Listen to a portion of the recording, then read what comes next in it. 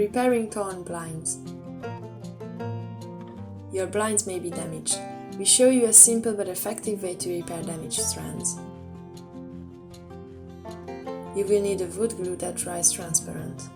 Remove your blinds so that you can carry out the repair comfortably on a table or another flat horizontal surface. Locate the defective part. Straighten the damaged threads. Apply glue so that it extends a few centimeters to the right and left on the damage.